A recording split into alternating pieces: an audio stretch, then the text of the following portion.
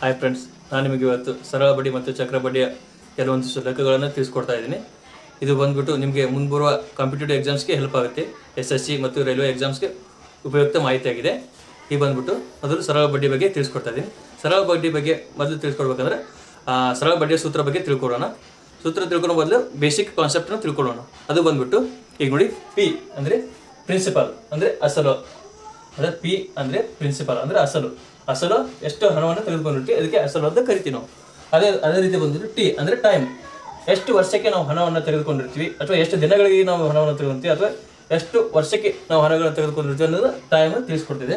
ಅದೇ ರೀತಿ ರೇಟ್ ಅಂದರೆ ರೇಟ್ ಆಫ್ ಇಂಟ್ರೆಸ್ಟ್ ಅಂದರೆ ಬಡ್ಡಿಯ ದರ. ಅಂದರೆ ನಾವು ಎಷ್ಟು ಹಣವನ್ನು ತೆಗೆದುಕೊಳ್ತೀವೋ ಅದಕ್ಕೆ ಎಷ್ಟು % ಬಡ್ಡಿಯನ್ನು ನಾವು ವಿಧಿಸ್ತೀವಿ ಅನ್ನೋದು ಇದು ಬಡ್ಡಿಯ ದರ ತಿಳಿಸ್ಕೊಡ್ತದೆ. ಅದೇ ರೀತಿ ಇಂಟ್ರೆಸ್ಟ್ ಅಂದರೆ ನಾವು ತೆಗೆದುಕೊಂಡ ಅಸಲಿಗೆ ಎಷ್ಟು ಹಣವನ್ನು ನೀಡ್ತೀವಿ ಅದೇ ಬಡ್ಡಿ ಅಥವಾ ಇಂಟ್ರೆಸ್ಟ್ ಅಂತ ಕರಿತೀವಿ. ಅದೇ ರೀತಿ ಅಮೌಂಟ್ ಅಂದ್ರೆ ಮೊತ್ತ. ಈ ಮೊತ್ತ ಅಂತಂದ್ಬಿಟ್ಟು ಅಸಲು ಪ್ಲಸ್ ಬಡ್ಡಿ ಎರಡು ಕೂಡಿಸಿ ಕೊಟ್ಟಾಗ ಇದು ಮೊತ್ತ ಅಂತ ಕರೆಸಲಾಗುತ್ತೆ. ಅದೇ ರೀತಿ ಸರಳ ಬಡ್ಡಿ ಮತ್ತು ಚಕ್ರ ಬಡ್ಡಿಯ ಸೂತ್ರ ಬಗ್ಗೆ ತಿಳ್ಕೊಳ್ಳೋಣ. ಸರಳ ಬಡ್ಡಿ ಮತ್ತು ಚಕ್ರ ಬಡ್ಡಿಯ ಸೂತ್ರ ಬಂದ್ಬಿಟ್ಟು ಸರಳ ಬಡ್ಡಿ ಸೂತ್ರ SI = P/100. ಇದು ಸರಳ ಬಡ್ಡಿಯ ಸೂತ್ರ ಅಂದ್ರೆ ಸಿಂಪಲ್ ಇಂಟ್ರೆಸ್ಟ್ ಸರಳ ಬಡ್ಡಿ. ಪಿ ಬಂದ್ಬಿಟ್ಟು ಪ್ರಿನ್ಸಿಪಲ್ ಅಂದ್ರೆ ಅಸಲು, ಎಷ್ಟು ಹಣ ತೆಗೆದುಕೊಂಡಿರ್ತೀವಿ. ಟಿ ಬಂದ್ಬಿಟ್ಟು ಕಾಲ ಅಂದ್ರೆ ಎಷ್ಟು ದಿನಗಳಿಗೆ ಅಥವಾ ಎಷ್ಟು ವರ್ಷಕ್ಕೆ ಅಥವಾ ಎಷ್ಟು ತಿಂಗಳಿಗೆ ತೆಗೆದುಕೊಂಡು ಕಾಲ ತಿಳಿಸ್ಕೊಡ್ತದೆ. ಅದೇ ರೀತಿ ರೇಟ್, R ಅಂದ್ರೆ ರೇಟ್ ಆಫ್ ಇಂಟ್ರೆಸ್ಟ್ ಅಂದ್ರೆ ಎಷ್ಟು % ಬಡ್ಡಿಗೆ ನಾವು ಹಣವನ್ನು ತೆಗೆದುಕೊಂಡಿರ್ತೀವಿ ಅನ್ನೋದು ಇದು ತಿಳಿಸ್ಕೊಡ್ತೇವೆ. ಅದೇ ರೀತಿ /100. ಅದೇ ರೀತಿ ನೆಕ್ಸ್ಟ್ ಇವಾಗ ಸರಳ ಬಡ್ಡಿ ಅಂದ್ರೆ ಕೇಳಿದಾಗ ಈ ಸೂತ್ರವನ್ನ ನಾವು ಅಪ್ಲೈ ಮಾಡಬೇಕಾಗುತ್ತೆ. ಅದೇ ರೀತಿ ಒಂದ್ ವೇಳೆ ಮುಂದಿನ ಲೆಕ್ಕದಲ್ಲಿ ಅಸಲು ಕೊಟ್ಟು, ಕಾಲ ಕೊಟ್ಟು ಮತ್ತು ಬಡ್ಡಿಯ ದರ ಅಂತ ಕೇಳಿದಾಗ ಅವಾಗ ಏನ್ ಮಾಡ್ಬೇಕು ಅಂದ್ರೆ ಬಡ್ಡಿಯ ದರ ಅಂದ್ರೆ ಸೂತ್ರ ಬಂದ್ಬಿಟ್ಟು R = interest into 100 / P × T. ಅಂದ್ರೆ ಇಲ್ಲಿ ಬಂದ್ಬಿಟ್ಟು ಏನು ಕೊಟ್ಟಿರ್ತಾನೆ, ಅಸಲು ಕೊಟ್ಟಿರ್ತಾನೆ, ವಾಪಸ್ ಕಾಲವನ್ನು ಕೊಟ್ಟಿರ್ತಾನೆ, ವಾಪಸ್ ಇಂಟ್ರೆಸ್ಟ್ ಅಂದ್ರೆ ಎಷ್ಟು ಬಡ್ಡಿ ಕಟ್ಟಿವನ್ನು ಕೊಟ್ಟಿರ್ತಾನೆ. ಅದ ನಂತರ R ಅಂದ್ರೆ ಬಡ್ಡಿಯ ದರ ಎಷ್ಟು ಅಂತ ಕೇಳಿರ್ತಾನೆ. ಆವಾಗ ಈ ಸೂತ್ರವನ್ನು ಅಪ್ಲೈ ಮಾಡ್ಬೇಕಾಗುತ್ತೆ. ಇದು ಮುಂದಿನ ಲೆಕ್ಕಗಳಲ್ಲಿ ನಿಮ್ಗೆ ತಿಳಿಸ್ಕೊಡ್ತಿದ್ದೀನಿ. ಅದೇ ರೀತಿ ನೆಕ್ಸ್ಟ್ ಇನ್ನೊಂದು ಬಂದ್ಬಿಟ್ಟು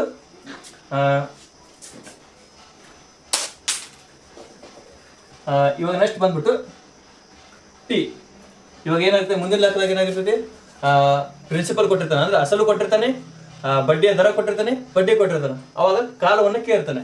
ಅವಾಗ ಕಾಲದ ಸೂತ್ರ ಬಂದ್ಬಿಟ್ಟು T = I × 100 / P × R. ಅಂದ್ರೆ P ಅಂದ್ರೆ ಅಸಲು ಕೊಟ್ಟಿರ್ತಾನೆ, ಆಮೇಲೆ ಬಡ್ಡಿಯ ದರ ಕೊಟ್ಟಿರ್ತಾನೆ, ಆಮೇಲೆ ಬಡ್ಡಿ ಕೊಟ್ಟಿರ್ತಾನೆ. ಅವಾಗ ಏನ್ ಕೇಳ್ತಾರೆ, ಕಾಲ ಅಂದ್ರೆ ಎಷ್ಟು ವರ್ಷ ಅಂತ ಕೇಳಿದಾಗ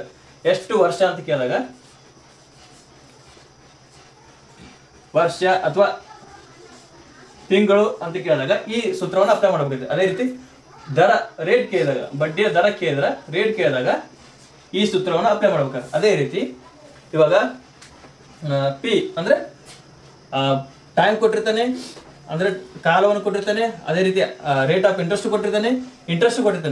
ಅಸಲು ಕಂಡು ಹಿಡಿ ಅಂತ ಕೇಳ್ತಾನೆ. ಅಸಲು ಕಂಡು ಹಿಡಿಬೇಕಾದ್ರೆ ಸೂತ್ರ ಏನ್ ಬರುತ್ತಪ್ಪ ಅಂದ್ರೆ P = I × 100 / T × R. ಇದು ಬಂದ್ಬಿಟ್ಟು ಅಸಲಿನ ಸೂತ್ರ ಅಂದ್ರೆ ಪ್ರಿನ್ಸಿಪಲ್ ಸೂತ್ರ ಆಗಿರ್ತೈತಿ. ಇವು ಮೇನ್ ನೆನ್ಪಿಟ್ಕೊಳ್ಳಿ ದೋಸ್ತೆ. ಇದು ನಿಮಗೆ ಮುಂದೆ ಹೆಲ್ಪ್ ಆಗುತ್ತೆ. ಮುಂದಿನ ಲೆಕ್ಕಗಳನ್ನು ತಿಳಿಸ್ಕೊಡ್ಬೇಕಾದ್ರೆ ಈ ಸೂತ್ರ ಪ್ರಕಾರ ಮಾಡಬೇಕಾಗುತ್ತೆ. ಅವಾಗಲೇ ಸರಳ ಬಡ್ಡಿ ಮತ್ತು ಚಕ್ರ ಬಡ್ಡಿಯ ಫಾರ್ಮುಲಾ ಅಂತ ತಿಳ್ಕೊಡ್ರಿ. ಇವಾಗ ಅದ್ರ ಮೇಲೆ ಒಂದು ಲೆಕ್ಕ ನಾನು ಕೊಡ್ತಾ ಇದ್ದೀನಿ. ಅದು ಬಂದ್ಬಿಟ್ಟು ಒಬ್ಬ ವ್ಯಕ್ತಿ 15,000 ರೂಪಾಯಿಗಳನ್ನು -10% ಬಡ್ಡಿ ದರದಂತೆ 3 ವರ್ಷಗಳ ಕಾಲ ಸಾಲ ಪಡೆಯುತ್ತಾನೆ. ಹಾಗಾದ್ರೆ ಅವನು ನೀಡುವ ಬಡ್ಡಿ ಎಷ್ಟು? ಅಂದ್ರೆ ಒಬ್ಬ ವ್ಯಕ್ತಿ ಇದನ್ನಲ್ಲ -10% ಬಡ್ಡಿ ದರದಂತೆ 15,000 ರೂಪಾಯಿಗಳನ್ನು ತಗೊಂತಾನ. ಅದು ಎಷ್ಟು ವರ್ಷ ಅಂದ್ರೆ 3 ವರ್ಷ. 3 ವರ್ಷ ಆದ ನಂತರ ಅವ ಎಷ್ಟು ಬಡ್ಡಿಯನ್ನು ನೀಡ್ತಾನೆ ಅನ್ನೋದು ಮೇಲೆ ಇದು ಲೆಕ್ಕದ ಉದ್ದೇಶ. ಬಡ್ಡಿ ಎಷ್ಟು ಕೊಡ್ತಾನೆ ಅನ್ನೋದು ಈ ಲೆಕ್ಕ. ಇದು ಬಂದ್ಬಿಟ್ಟು ಈಗ ನೋಡು SI ಸರಳ ಬಡ್ಡಿ ಸೂತ್ರ SI = P/100. ಇವಾಗ P ಬಂದ್ಬಿಟ್ಟು 15,000. ಎಷ್ಟು ಹಣವನ್ನು ತೆಗೆದುಕೊಂಡನವ? 15,000 ರೂಪಾಯಿಗಳನ್ನು ತೆಗೆದುಕೊಂಡನ. ಅದೇ ರೀತಿ ಟಿ ಬಂದ್ಬಿಟ್ಟು ಟಿ ಅಂದ್ರೆ ಕಾಲ, ಎಷ್ಟು ವರ್ಷ? 3 ವರ್ಷಗಳ ಕಾಲ, 3 ವರ್ಷ. ಅದೇ ರೀತಿ ಆರ್ ಅಂದ್ರೆ ಬಡ್ಡಿಯ ದರ. ಬಡ್ಡಿ ದರ ಎಷ್ಟು? 10% ಬಡ್ಡಿ ದರದಂತೆ ತಗೋದನ.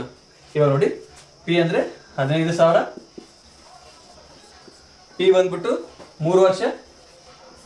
ಅದೇ ರೀತಿ ಆರ್ ಬಂದ್ಬಿಟ್ಟು 10% ಬಡ್ಡಿ ಡಿವೈಡೆಡ್ ಬೈ 100. ನಂತರ ಈ ಪೂಜೆ ಹೋಯ್ತು, ಈ ಪೂಜೆ ಹೋಯ್ತು, ಈ ಪೂಜೆ ಹೋಯ್ತು, ಈ ಪೂಜೆ ಹೋಯ್ತು. ಈಗ 1500 ಇತ್ತು. ಇವಾಗ ಇಂಟು ಮಾಡೋಣ. ಇವಾಗೆಲ್ಲ ಕೆಳಗೆ ನಾಮಿನೇಟರ್ ಒಳಗೆ 1500 ಇಂಟು 3 ಓದಿದೆ, ಡಿನಾಮಿನೇಟರ್ ಒಳಗೆ 0 ಓದಿದೆ. ಆವಾಗ 1500 ಇಂಟು 3 ಅಂದರೆ 15 45. ಆಮೇಲೆ ಇವುಗಳಿಂದ 2 ಪೂಜೆ ಅಂದರೆ ಒಟ್ಟು 4,500 ರೂಪಾಯಿ ಅವ ಬಡ್ಡಿಯನ್ನು ನೀಡ್ತಾನೆ. ಒಟ್ಟು ತೆಗೆದುಕೊಂಡು ಹಣ ಎಷ್ಟು? 15,000 ರೂಪಾಯಿಗಳನ್ನು ತೆಗೆದುಕೊಂತಾನ. ಎಷ್ಟು ಪರ್ಸೆಂಟ್ ಬಡ್ಡಿ ದರದಂತೆ? 10% ಬಡ್ಡಿ ದರದಂತೆ. ಎಷ್ಟು ವರ್ಷ? 3 ವರ್ಷಗಳ ಕಾಲ ಸಾಲ ಪಡಿತಾನೆ. 3 ವರ್ಷ ಆದ ನಂತರ ಅವನು 4,500 ರೂಪಾಯಿ ಬಡ್ಡಿಯನ್ನು ನೀಡ್ತಾನೆ. ಅವಾಗಲೇ ಒಂದು ಸರಳ ಬಡ್ಡಿಯ ಲೆಕ್ಕವನ್ನು ತಿಳಿದುಕೊಂಡ್ರಿ. ಇವಾಗ ಅದೇ ರೀತಿ ಇನ್ನೊಂದು ಲೆಕ್ಕವನ್ನು ತಿಳಿಸ್ಕೊಡ್ತಾ ಇದ್ದೀನಿ. ಅದು ಬಂದ್ಬಿಟ್ಟು ರವಿಯು 10,000 ರೂಪಾಯಿಗಳನ್ನು ಶೇಕಡ 5% ಬಡ್ಡಿ ದರದಂತೆ 9 ತಿಂಗಳ ಕಾಲ ಸಾಲ ಪಡೆಯುತ್ತಾನೆ. ಹಾಗಾದರೆ ಅವನು ನೀಡುವ ಸರಳ ಬಡ್ಡಿ ಎಷ್ಟು? ಈ ಕ್ವಶನ್ ಇದೆ. ಇದು ಸೇಮ್ ಬಂದ್ಬಿಟ್ಟು ಸರಳ ಬಡ್ಡಿನ ಕಂಡುಹಿಡಿಯೋದು. ಇದರ ಸ್ವಲ್ಪ ಚೇಂಜಸ್ ಇದೆ. ಆವಾಗಲೇ ಹಿಂದಿನ ಲೆಕ್ಕದಾಗ 1 ವರ್ಷಗಳ ಅಂದರೆ 3 ವರ್ಷ ಅಂತ ಕೊಟ್ಟಿದ್ರು. ಇವಾಗ ಇಲ್ಲಿ ತಿಂಗಳು ಕೊಟ್ಟಿದ್ದಾರೆ. ಈ ತಿಂಗಳು ಕೊಟ್ಟಾಗ ಯಾವ ರೀತಿ ಮಾಡಬೇಕಪ್ಪ ಅಂದರೆ ಅದನ್ನ ಹೇಳ್ಕೊಡ್ತಾ ಇದ್ದೀನಿ. ಈಗ ಅಸಲು ಎಷ್ಟಿದೆ ಅಂದರೆ ಪಿ ಬಂದ್ಬಿಟ್ಟು 10,000 ರೂಪಾಯಿ ಇದೆ. ಅಂದರೆ ಎಷ್ಟು ಹಣ ತಗೋದ್ರು? 10,000 ರೂಪಾಯಿ ತೆಗೆದುಕೊಂಡ. ಅದೇ ರೀತಿ ಆರ್ ಅಂದರೆ ರೇಟ್ ಎಷ್ಟಿದೆ ಅಂದರೆ 5% ಬಡ್ಡಿ ದರ. ಅದೇ ರೀತಿ ಟೈಮ್ ಅಂದರೆ ಎಷ್ಟು? 9 ತಿಂಗಳು ಅಂತ ಕೊಟ್ಟಿದ್ದಾನೆ. 9 ತಿಂಗಳು ಅಂದಾಗ ಈ ತಿಂಗಳು ಕೊಟ್ಟಾಗ ಡಿವೈಡೆಡ್ ಬೈ 12 ಬರುತ್ತೆ. ಯಾಕಪ್ಪ ಅಂದರೆ ವರ್ಷಕ್ಕೆ 12 ತಿಂಗಳು. ತಿಂಗಳು ಕೊಟ್ಟಾಗ ನಾವು ಡಿವೈಡೆಡ್ ಬೈ 12 ಮಾಡಬೇಕಾಗುತ್ತೆ. ಅವಾಗಲೇ ಏನಾಯ್ತು? 3 ವರ್ಷ ಅಂತ ಕೊಟ್ಟಿದ್ರು. ಇವಾಗ ತಿಂಗಳು ಕೊಟ್ಟಿದ್ದಾರೆ. ತಿಂಗಳು ಕೊಟ್ಟಾಗ ಡಿವೈಡೆಡ್ ಬೈ 12 ಬರುತ್ತೆ. ಇವಾಗ ಡಿವೈಡೆಡ್ ಬೈ 12 ಬಂತು. ಈ ಸೂತ್ರ ಬಂದ್ಬಿಟ್ಟು SI = PR by 100. ಇವಾಗ ನೋಡಿ, ಪಿ ಎಷ್ಟಿದೆ? 10,000 ರೂಪಾಯಿ ಇದೆ. ಅದೇ ರೀತಿ ಟಿ ಎಷ್ಟಿದೆ? ಟೈಮ್ 9 ತಿಂಗಳು ಡಿವೈಡೆಡ್ ಬೈ 12. ಅದೇ ರೀತಿ ಆರ್ ಎಷ್ಟಿದೆ? 5% ಡಿವೈಡೆಡ್ ಬೈ 100. ಈ ರೀತಿ ಬರ್ಕೋಬೇಕು. ಇವು ಬರ್ಕೊಂಡು ನೆಕ್ಸ್ಟ್ ಈ ಪೂಜೆ ಹೊತ್ತು, ಈ ಪೂಜೆ ಹೊತ್ತು, ಇವು 2 ಪೂಜೆ ಹೋಯ್ತು. ಇವಾಗ 3 3 9, 3 4 12. ಇವಾಗ 4 1 4 25, 4 8, ಕೈಲ ಎಷ್ಟು? 2 ಹೋಯ್ತು, 4 5 20, ಟೋಟಲ್ 25. ಇವಾಗ ಇಂಟು ಮಾಡೋಣ. ಇವಾಗ ನಾಮಿನೇಟರಲ್ಲಿ 25 ಇಂಟು 3 ಮತ್ತು 5 ಓದಿದೆ, ಡಿನಾಮಿನೇಟರಲ್ಲಿ 0 ಆಗಿದೆ. ಇವಾಗ ಮೇಲ್ಗಡೆ ಇಂಟು ಮಾಡ್ಕೊಳ್ಳೋಣ. ಇವಾಗ 25 3 75 ಇಂಟು 5, 25 3 75 ಇಂಟು 5.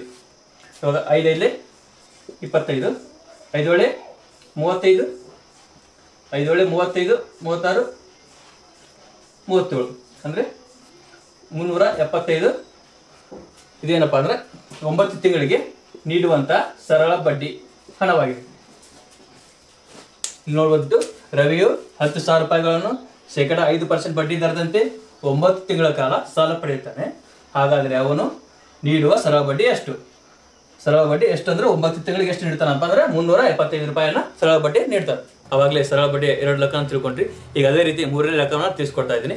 ಇದು ಬಂದ್ಬಿಟ್ಟು ರಾಮನು 7,300 ರೂಪಾಯಿಗಳನ್ನು ಶೇಕಡ 25% ಬಡ್ಡಿ ದರದಂತೆ 15 ದಿನಗಳ ಕಾಲ ಸಾಲ ಪಡೆಯುತ್ತಾನೆ. ಹಾಗಾದರೆ ಅವನು ನೀಡುವ ಸರಳ ಬಡ್ಡಿ ಎಷ್ಟು? ಆವಾಗಲೇ ನೋಡಿದ್ವಿ, ಫಸ್ಟ್ 3 ವರ್ಷಗಳ ಕಾಲ ಅಂತ ಇತ್ತು. ಆಮೇಲೆ 2ನೇ ಲೆಕ್ಕ ಬಂದ್ಬಿಟ್ಟು 9 ತಿಂಗಳ ಕಾಲ ಅಂತ ಬಂತು. ಇವಾಗ 15 ದಿನಗಳ ಕಾಲ, 15 ದಿನಗಳ ಈಗ ಸಾಲ ಪಡೆದ. ಈ ದಿನಗಳ ಲೆಕ್ಕ ಬಂದಾಗ ಯಾವ ರೀತಿ ಮಾಡಬೇಕು ಅನ್ನೋದು ತಿಳಿಸ್ಕೊಡ್ತಾ ಇದ್ದೀನಿ. ಇದು ಸರಳ ಬಡ್ಡಿ ಸೂತ್ರ ಬಂದ್ಬಿಟ್ಟು SI = PTR by 100. ಇವಾಗ ಪಿ ಬಂದ್ಬಿಟ್ಟು ಎಷ್ಟಂದ್ರೆ ಪ್ರಿನ್ಸಿಪಾಲ್ ಎಷ್ಟಿದೆ ಅಂದ್ರೆ 7,300 ರೂಪಾಯಿ ಇದೆ. ಅದೇ ಬಂದ್ಬಿಟ್ಟು ಆರ್ ಬಂದ್ಬಿಟ್ಟು ಎಷ್ಟಿದೆ ಅಂದರೆ 25% ಬಡ್ಡಿ ದರ ಇದೆ. ಅದೇ ರೀತಿ ಟಿ ಅಂದರೆ ಟೈಮ್ ಅಂದರೆ ಕಾಲ. ಎಷ್ಟು ದಿನಗಳಂದ್ರೆ 15 ದಿನಗಳು. ನೋಡಿ ಫ್ರೆಂಡ್ಸ್, ಇದೇ ಮೇನು 15 ದಿನಗಳು ಕೊಟ್ಟಾಗ ಅವಾಗಲೇ 1 ವರ್ಷ 3 ವರ್ಷ ಅಂತ ಕೊಟ್ಟಿದ್ರು. ನಂತರ 2ನೇ ಲೆಕ್ಕದಾಗ ಬಂದ್ಬಿಟ್ಟು 9 ತಿಂಗಳು ಅಂತ ಕೊಟ್ಟಿದ್ರು. 9 ತಿಂಗಳು ಕೊಟ್ಟಾಗ ನಾವು ಡಿವೈಡೆಡ್ ಬೈ 12 ಅಂತ ತಗೊಂಡ್ವಿ. ಇವಾಗ ದಿನಗಳ ಲೆಕ್ಕ ಕೊಟ್ಟರೆ ಅಂದರೆ 1 ವರ್ಷಕ್ಕೆ 365 ದಿನಗಳಿರ್ತಾವೆ. ಆ ರೀತಿ ಇವಾಗ ಏನು ಮಾಡಬೇಕು, ಡಿವೈಡೆಡ್ ಬೈ 365 ಮಾಡ್ಕೋಬೇಕು. 1 ವರ್ಷಕ್ಕೆ 365 ದಿನಗಳು ಬರ್ತಾವೆ. ಮತ್ತು ಈಗ ಡಿವೈಡೆಡ್ ಬೈ 365 ಮಾಡ್ಕೋಬೇಕು. ಮಾಡ್ಕೊಂಡಾಗ ಈಗ ನೋಡಿ ಪಿ ಬಂದ್ಬಿಟ್ಟು 7300 into rate of interest 25 into ಎಷ್ಟು ಅಂದರೆ 15 ದಿನ. 15 ಡಿವೈಡೆಡ್ ಬೈ 365 ಈ ಡಿವೈಡೆಡ್ ಪೂರ್ತಿ ಹಾಕೊಂಡು ಇಂಟು 100 ಮಾಡ್ಕೊತೀನಿ.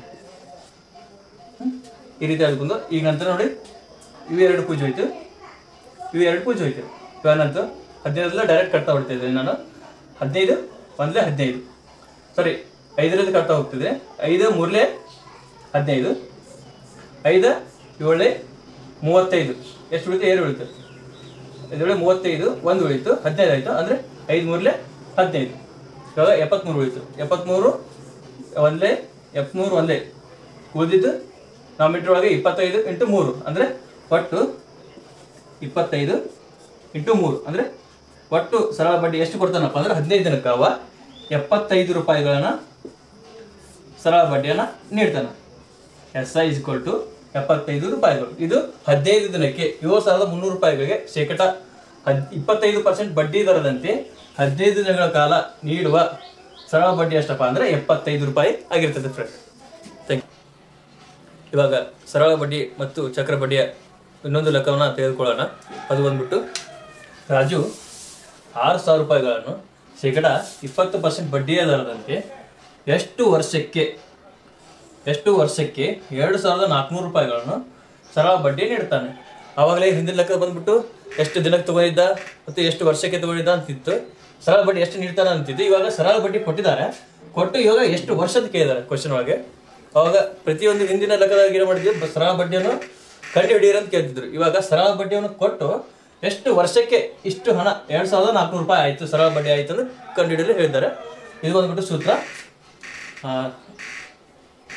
ಟಿ ಅಂದರೆ ಟಿ ಸೂತ್ರ ಬಂದ್ಬಿಟ್ಟು T = I × 100 divided by P × R. ಇದು ಬಂದ್ಬಿಟ್ಟು ಟಿ ಯ ಸೂತ್ರ ಅಂದರೆ ಕಾಲದ ಸೂತ್ರ. ಈ ಟಿ ಅಂದರೆ ಎಷ್ಟು ವರ್ಷ ಅಂತ ಕೇಳಿದ್ರೆ ಅದ್ರ ಸೂತ್ರ ಇದೆ. I ಅಂದರೆ ಎಷ್ಟಪ್ಪ ಅಂದ್ರೆ ಇಂಟ್ರೆಸ್ಟ್ ಎಷ್ಟು ಕೊಟ್ಟಿದ್ದಾನೆ ಅಂದರೆ 2400 ರೂಪಾಯಿ ಬಡ್ಡಿ ಸರಳ ಬಡ್ಡಿ ಇದೆ. ಆಮೇಲೆ ಇಂಟು 100 ಡಿವೈಡೆಡ್ ಬೈ ಪಿ ಅಂದರೆ ಎಷ್ಟು, ಪಿ ಅಸಲು. ಇದು ಪಿ ಅಸಲು ಎಷ್ಟಿದೆ ಅಂದರೆ 6000 ರೂಪಾಯಿ ಇದೆ. 6000 ರೂಪಾಯಿ ಇಂಟು ಆರ್ ಅಂದರೆ ರೇಟ್ ಆಫ್ ಇಂಟ್ರೆಸ್ಟ್. ಆರ್ ಎಷ್ಟು 20% ಬಡ್ಡಿ ದರ. ಇವಾಗ ಕಟ್ತಾ ಮಾಡಿನ. ಇವಾಗ ಈ ಪೂಜೆ ಆಯಿತು, ಈ ಪೂಜೆ ಆಯಿತು. ಇವಾಗ ಈ ಪೂಜೆ ಆಯಿತು, ಈ ಪೂಜೆ ಆಯಿತು. ಆಮೇಲೆ ಇವೆರಡು ಹೋಗ್ತದೆ. ಇವಾಗ ಕಟ್ತಾ ಹೊಡೆಯೋಣ. ಹೊಳ್ಳಿ 2 1 2 1 2 2 ಆಮೇಲೆ 6 1 6 2 ಅಂದರೆ T = 2 ವರ್ಷ. ಅಂದರೆ 6000 ರೂಪಾಯಿಗಳಿಗೆ 2 ವರ್ಷಕ್ಕೆ ಆಗುವಂಥ ಬಡ್ಡಿ ಎಷ್ಟು ಅಂದರೆ 2400. ಎಷ್ಟು ವರ್ಷ ಅಂತ ಕೇಳಿದ್ರೆ ಎಷ್ಟು ವರ್ಷ ಅಂದರೆ 2 ವರ್ಷ. ಸರಳ ಬಡ್ಡಿ ಮತ್ತು ಚಕ್ರ ಬಡ್ಡಿಯ ಇನ್ನೊಂದು ಲೆಕ್ಕವನ್ನು ತೆಗೆದುಕೊಳ್ಳೋಣ. ಅದು ಬಂದ್ಬಿಟ್ಟು ಯಾವ ಅಸಲಿಗೆ ಶೇಕಡ 8% ಬಡ್ಡಿಯ ದರದಂತೆ 4 ವರ್ಷಕ್ಕೆ 4800 ರೂಪಾಯಿ ಸರಳ ಬಡ್ಡಿಯನ್ನು ಪಡೆಯುತ್ತಾನೆ. ಅಂದರೆ ಯಾವ ಒಂದು ಅಸಲಿಗೆ ಕ್ವಶನ್ ಏನು ಕೇಳಿದಾರೆ, ಯಾವ ಅಸಲಿಗೆ ಕಂಡು ಹಿಡಿ ಅಂತ ಕೇಳಿದಾರೆ ಕ್ವಶನ್ ಒಳಗೆ. ಈಗ ಅಸಲು ಸೂತ್ರ ಬಂದ್ಬಿಟ್ಟು ಪಿ ಅಂದರೆ ಪ್ರಿನ್ಸಿಪಾಲ್ ಅಸಲು = I × 100 divided by P × R. ಇದು ಅಸಲಿನ ಸೂತ್ರ. P = I × 100 divided by T × R. I ಬಂದ್ಬಿಟ್ಟು ಎಷ್ಟಿದೆ ಅಂದರೆ 4800. I 4800 into 100 divided by T ಅಂದರೆ ಎಷ್ಟು ಕಾಲ, T 4 ವರ್ಷ. ಅದೇ ರೀತಿ R ಅಂದರೆ ರೇಟ್ ಆಫ್ ಇಂಟ್ರೆಸ್ಟ್. ಎಷ್ಟು ಪರ್ಸೆಂಟ್ ಬಡ್ಡಿದ್ದಾರೆ ಅಂದರೆ 8% ಬಡ್ಡಿದ್ದಾರೆ. ಇವಾಗ ಕಟ್ತಾ ಹೊಡೆಯೋಣ. 8 1 8 6 48 ಅಂದರೆ 2 ಪೂಜೆ 600 ಆಯಿತು. ಇವಾಗ ಮತ್ತೆ 4ರಿಂದ ಕಟ್ತಾ ಹೊಡೆಯೋಣ.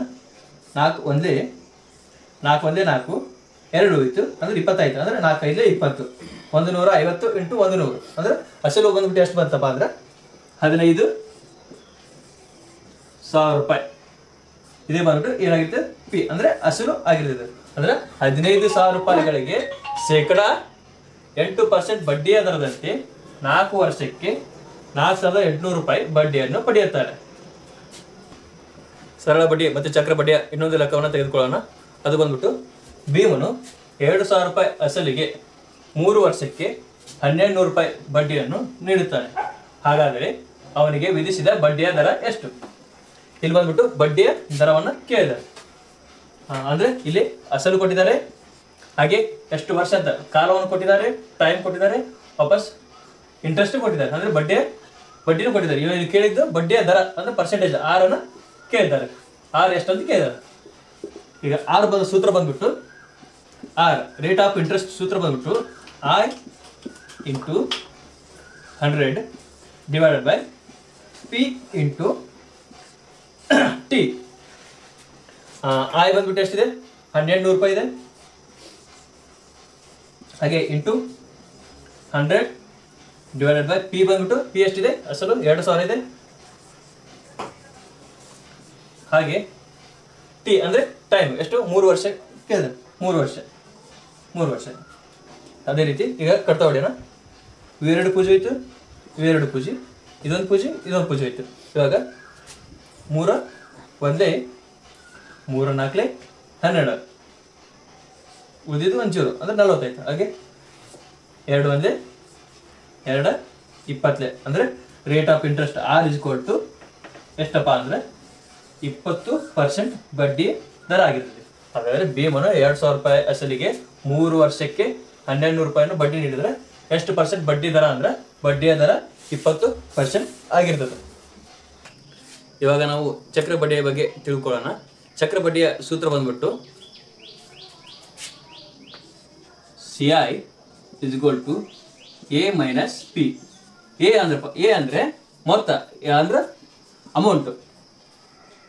ಎ ಅಂದ್ರೆ ಮೊತ್ತ, ಅಮೌಂಟ್ ಅಂದ್ರೆ ಅಸಲು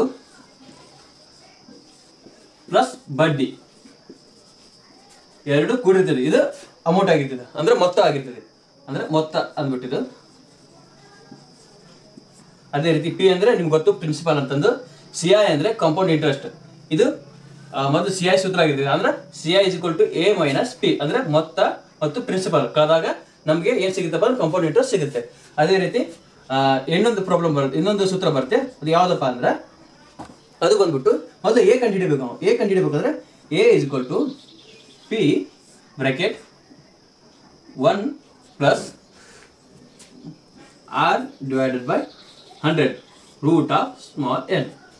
ಈ ಎ ಅಂದ್ರೆ ನಿಮ್ಗೆ ಗೊತ್ತು ಮೊತ್ತ ಅಂತಂದು, ಪಿ ಅಂದ್ರೆ ಪ್ರಿನ್ಸಿಪಲ್, ಆರ್ ಅಂದ್ರೆ ರೇಟ್ ಆಫ್ ಇಂಟ್ರೆಸ್ಟ್, ಈ ಎನ್ ಅಂದ್ರೆ ಸಮಯ ಅಥವಾ ಕಾಲ ಅಂತ ಕರಿತೀವಿ. ಅಂದ್ರೆ ನಾವು ಎಷ್ಟು ವರ್ಷ ತಗೊಂಡಿರ್ತೀವಲ್ಲ ಬಡ್ಡಿನ, ಅದನ್ನೇ ನಾವು ಎನ್ ರೂಪದಲ್ಲಿ ತಗೋತೀವಿ. ಹಿಂದಿನ ಲೆಕ್ಕದಲ್ಲಿ ನಾವು ಟಿ ಅಂತ ತಗೊಂತಾ ಇದ್ವಿ. ಈಗ ಚಕ್ರ ಬಡ್ಡಿಯಲ್ಲಿ ನಾವು ಇದು ಸ್ಮಾಲ್ ಎನ್ ಅಂತಾಗಿ ಕನ್ಸಿಡರ್ ಮಾಡ್ತೀವಿ. ಟೈಮ್ ಮತ್ತು ಸಮಯ ಮತ್ತು ಕಾಲವನ್ನು ಕಂಡುಹಿಡಿಯಕ್ಕೆ ಇದನ್ನು ನಾವು ಯೂಸ್ ಮಾಡ್ತೀವಿ. ಈ ಫಾರ್ಮುಲಾ ಬಂದ್ಬಿಟ್ಟು CI ದ ಮೇನ್ ಸೂತ್ರವಾಗಿರ್ತದೆ. ನಂತರ ಪ್ರಾಬ್ಲಮ್ಸ್ಗೆ ಹೋಗೋಣ. ಲೆಕ್ಕ ಬಂದ್ಬಿಟ್ಟು ಹೀಗಿದೆ. 40,000 ರೂಪಾಯಿಗಳಿಗೆ 5% ಚಕ್ರ ಬಡ್ಡಿ ದರದಂತೆ 3 ವರ್ಷಗಳಿಗೆ ದೊರೆಯುವ ಚಕ್ರ ಬಡ್ಡಿ ಎಷ್ಟು ಅಂತ ಕ್ವಶನ್ ಇದೆ. ಇವಾಗ ಬಂದ್ಬಿಟ್ಟು ಸೂತ್ರ, ಚಕ್ರ ಬಡ್ಡಿ ಸೂತ್ರ ಬಂದ್ಬಿಟ್ಟು ಏನಿರಪ್ಪ ಅಂದ್ರೆ A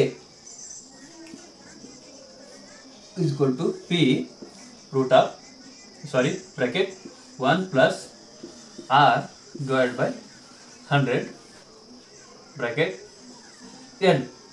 ಈ ರೀತಿ ಇದೆ. ಇವಾಗ ಎ ಕಂಡುಹಿಡಬೇಕು. ಎ ಅಂದ್ರೆ ಪಿ ಅಂದ್ರೆ ಎಷ್ಟಿದೆ? 40,000 ಇದೆ. ಆರ್ ಅಂದ್ರೆ 5% ಬಡ್ಡಿ ಇದೆ. ಎನ್ ಅಂದ್ರೆ 3 ವರ್ಷ. 40,000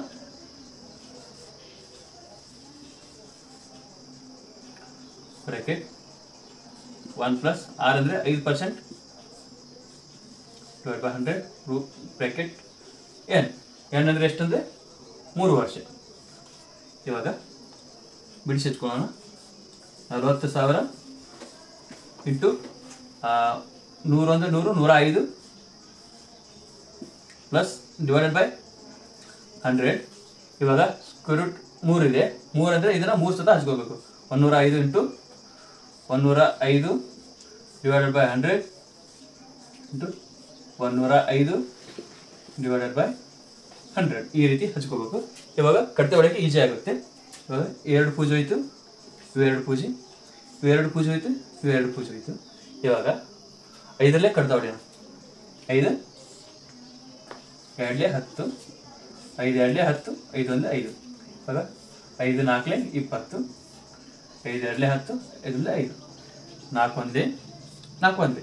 ಇವಾಗ ಉಳಿದಿದ್ದೆಷ್ಟಪ್ಪ ಅಂದರೆ 105 ಇಂಟು 21 ಇಂಟು 21. ಇವಾಗ 21 ಇದ್ದಾಗ ಇದು ಸ್ಕ್ವೇರ್ ಮಾಡ್ಕೊಂಬಿಡೋಣ. 105 ಇಂಟು 441 ಆಯಿತು. ಇವಾಗ ಇಂಟು ಮಾಡ್ಕೊಳ್ಳೋಣ. ಇಂಟು ಮಾಡ್ಕೊಂಡಾಗ ಎಷ್ಟಾಗುತ್ತಪ್ಪ ಅಂದರೆ ಈ ಕಡೆ ಇಂಟು ಮಾಡ್ಕೊತೀನಿ. 441 ಇಂಟು 105, 5 1 5, 5 4 20, ಕೈಲ 2, 5 4 20, 1 22 ಪ್ಲಸ್ 2 ಅಂದರೆ ಜೀರೋದಾಗ ಪ್ಲಸ್ 2 ಹಾಕೋಣ. 441 ಆಗುತ್ತೆ. ಟೋಟಲ್ ಬಂದ್ಬಿಟ್ಟು 5 3 6 ಅಂದರೆ ಎ ಬಂದ್ಬಿಟ್ಟು 46,305 ಇದು ಮೊತ್ತ ಆಗಿರ್ತದೆ. ಅಂದರೆ ಬಡ್ಡಿ ಮತ್ತು ಅಸಲು ಎರಡು ಕೂಡಿ 46,305 ಆಗಿರ್ತದೆ. ಇವಾಗ ಸಿಪಿ ಬಂದ್ಬಿಟ್ಟು CI ಬಂದ್ಬಿಟ್ಟು ಎ ಮೈನಸ್ ಪಿ. ಎ ಎಷ್ಟಿದೆಪ್ಪ ಅಂದರೆ 46,305, ಪಿ ಬಂದ್ಬಿಟ್ಟು 40,000 ಆಗಿರ್ತದೆ. ಇಸ್ಕೊಲ್ಟು ಅಂದರೆ CI ಇಸ್ಕೊಲ್ಟು 6,305 ಅಂದರೆ 3 ವರ್ಷಕ್ಕೆ ಚಕ್ರ ಬಡ್ಡಿ ಎಷ್ಟಾಗಿರುತ್ತಪ್ಪ ಅಂದರೆ 6,305 ರೂಪಾಯಿ ಆಗಿರುತ್ತೆ.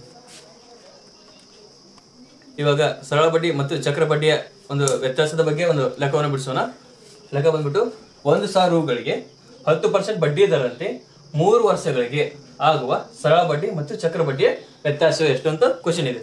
ಇದು ಬಂದ್ಬಿಟ್ಟು SI ಅಂದರೆ ಸೂತ್ರ ಪ್ರಕಾರ ಈ ಲೆಕ್ಕ ಮಾಡೋಣ. SI ಮತ್ತು ಈ ಕಡೆ CI ಬರ್ಕೊತೀನಿ. SI ಸೂತ್ರ ಬಂದ್ಬಿಟ್ಟು PTR/100. P ಅಂದರೆ ಎಷ್ಟು? 1,000 ಇಂಟು T ಅಂದರೆ ಟೈಮ್ ಎಷ್ಟು? 3 ವರ್ಷ.